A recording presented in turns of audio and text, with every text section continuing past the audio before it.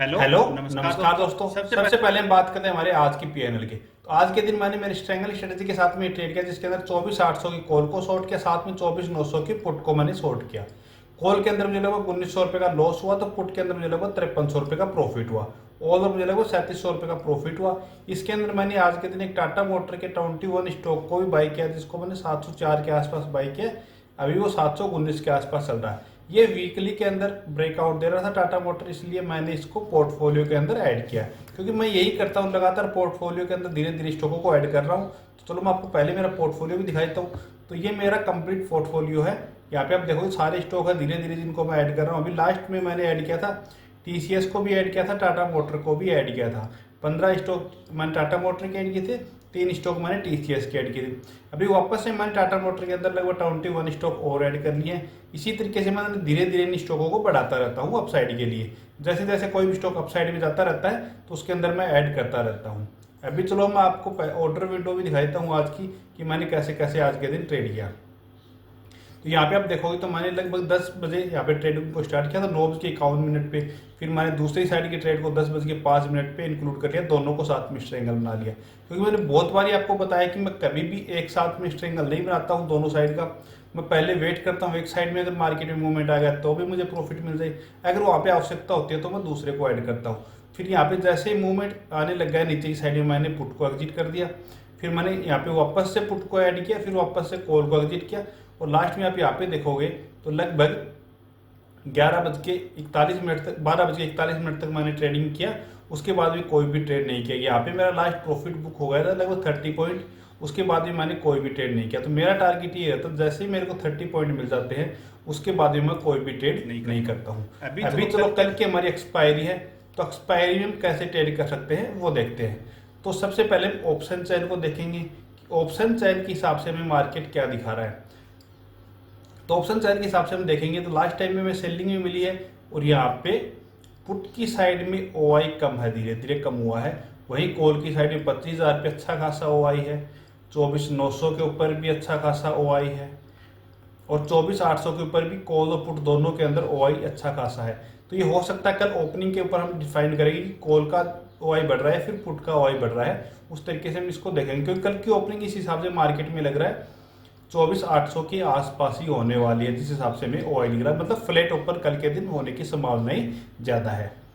अभी हम all overview निकालिए अगर निफ्टी का, यहाँ पे तुम्हारा ऑल ओवरव्यू निफ्टी के अंदर नेगेटिव हुआ। आज के दिन भी मैंने यही बताया था कि निफ्टी का ऑल ओवरव्यू मेरा नेगेटिव हुआ, लेकिन मार्केट अपसाइड में गया, चलता रहा। लास्ट टाइम पे एक टिप दे दिया, जो हमारा था उसी तरीके से काम कर दिया, कि जितना मूवमेंट आया था वो लास्ट के 20 से 25 मिनट या फिर 30 मिनट के अंदर अंदर ही कंप्लीट वो हो गया, नीचे की साइड में आ गया। तो जिस साइड में हमारा व्यू होता है, अगर उसी साइड में हम ट्रेड बनाते हैं तो प्रॉफिट आने के भी हमारे ज़्यादा चांसेस रहते हैं। तो आज के दिन मैंने चार्ट के ऊपर भी पहले से ही लाइन ड्रॉ करके रखी है, क्योंकि लाइन ड्रॉ अगर हमारी पहले से रहती है तो वीडियो तो छोटा बनता है और जल्दी से आपको समझ में आ जाता है। नहीं, मैं साथ में लाइन ड्रॉ करता हूँ और ऐसे करता हूँ तो वीडियो बहुत बड़ा हो जाता है। तो ये पहला हमारा एरिया है, ये तो दोनों साइड का सपोर्ट एरिया भी है और रेजिस्टेंस एरिया भी। क्यों है यहाँ पे आप देखोगे ये हाई था, फिर यहाँ पे 2 बार सपोर्ट ले लिया, फिर आज की क्लोजिंग भी है। अगर मार्केट इससे ऊपर ओपन होता है कहीं भी तो ये सपोर्ट लेगा, अगर मार्केट इससे नीचे कहीं भी ओपन होता है तो ये रेजिस्टेंस की तरह काम करेगा। तो ये दोनों साइड का हमारा एरिया रहेगा, रेजिस्टेंस भी है सपोर्ट भी है। मार्केट ओपनिंग के हिसाब से हम इसको डिसाइड करेंगे ये हमारा सपोर्ट है या रेजिस्टेंस है। दूसरा, यहाँ पे एक ट्रेड लाइन अप साइड से आ रहा है, तो एक ट्रेड लाइन नीचे की साइड से ये आ रहा है, ये 2 टाइम टेस्ट हो चुका है। तो अगर मार्केट यहाँ से फ्लैट ओपन होकर नीचे की साइड में निकलता है तो हमारा टारगेट इसके तक का होना चाहिए। अप साइड में जाता है यहाँ पे तो हमारा टारगेट यहाँ तक का होना चाहिए। अगर इसको ब्रेक करता है तो फिर हमारे टारगेट लगभग 25,000 तक जाते हैं। लेकिन ये इसको ब्रेक करे उसके बाद में कोई पॉजिटिव प्राइस एक्शन बनाए तो हमारे टारगेट अपसाइड तक के है, नहीं हमारे कोई भी टारगेट अपसाइड तक के नहीं है। दूसरा, नीचे की साइड में भी यही 24,700 के आसपास से इसको ब्रेक करेगा तो हमें बड़े टारगेट के लिए बैठना है। नहीं, हमारा टारगेट ये रहेगा, यहाँ से हम ट्रेड करेंगे, यहाँ तक हमारा लगभग 100 पॉइंट का टारगेट रहेगा, वो हमें यहाँ पे मिल सकता है। दूसरा, एक्सपायरी है तो हम 0 to 0 ट्रेड कैसे कर सकते हैं। तो अगर मार्केट फ्लैट ओपन होता है इसी एरिया के आसपास 24,800 के आसपास, और यहाँ पे मानो कि अपसाइड में हमने इस रेंज को मार्क कर लिया, नीचे की साइड में हमने इस रेंज को मार्क कर लिया, इसी रेंज के अंदर रहता है कंप्लीट डे लगभग 130 तक। 130 के बाद में किसी भी साइड में अप साइड में या फिर डाउन साइड में ब्रेक करता है तो हमारे लिए 0 to 0 ट्रेड का अपॉर्चुनिटी बनती है। इससे पहले हमें बिल्कुल भी 0 to 0 ट्रेड की साइड में नहीं सोचना, क्योंकि ये नहीं कि मॉर्निंग में हमने सोच लिया। अगर हमने मॉर्निंग में यहाँ पे सोच लिया तो फिर हमारे पहले से ही ऐसा लिट होते जाएंगे या फिर प्रीमियम ज़्यादा मिलेंगे, हमें डे के कारण पहले से ही लॉस हो जाएगा, तो हम कोई अच्छा प्रॉफिट वहाँ पे नहीं बना पाएंगे। तो इस तरीके से हमें देखना है। अब हम सेलर के व्यू के हिसाब से देख लेते हैं कि हमें सेलिंग करनी है तो किस तरीके से हम कल के दिन एक्सपायरी में कर सकते हैं। तो पहले अगर मार्केट थोड़ा अपसाइड में जाता है, इस लाइन के आसपास चला जाता है, तो हमें एक बार यहाँ पे कॉल की पोजीशन को सेल कर देना है। उसके बाद में नीचे की साइड में डिप देता है तो हमें ये करना है कि 800 के आसपास मिले तो यहाँ पे हमें पुट को भी ऐड कर लेना है, जिससे क्या होगा, हमारी कॉल पहले से प्रॉफिट में रहेगी और पुट हमने ऐड कर दी। अब यहाँ से अगर रिवर्स हो गया तो हमारी कॉल के अंदर लॉस होना स्टार्ट होगा या फिर जो प्रॉफिट आया वो कम होना स्टार्ट होगा, तो हमें पुट प्रॉफिट दे देगी। और नीचे की साइड में आएगा मार्केट माना तो पुट चलो हमें लॉस देगी, तो कॉल हमें क्या है वहाँ पे थोड़ा थोड़ा प्रॉफिट और बढ़ाती जाएगी, तो हम प्रॉफिट के अंदर ही निकल जाएंगे उससे।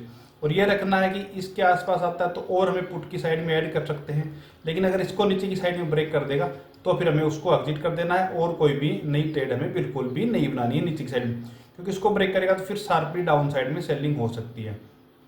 दूसरा, अगर हमें डायरेक्टली स्ट्रेंगल बनाना हो तो कैसे बना सकते हैं, तो अगर 24,800 के आसपास ओपन होता है और यहाँ का OI भी दोनों साइड का ज़्यादा है तो 24,900 के हमने कॉल को सेल कर देना है और नीचे की साइड में हमें देखें 24,700 की पुट को हमें सेल कर देना है। ये दोनों हम देखेंगे तो इन दोनों के आसपास, इधर ये ट्रेड लाइन से नीचे होगा, इधर इस ट्रेड लाइन के अप होगा, तो ये मान ला कि हमारा रेजिस्टेंस है तो ये हमारा सपोर्ट है, तो दोनों से हम अप एंड डाउन कर लेंगे।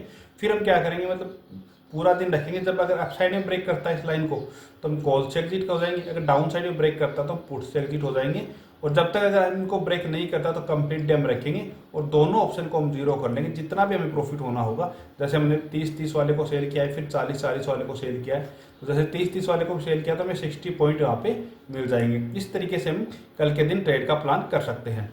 अगर आपको वीडियो पसंद आए तो चैनल को सब्सक्राइब कीजिए। Okay, thank you.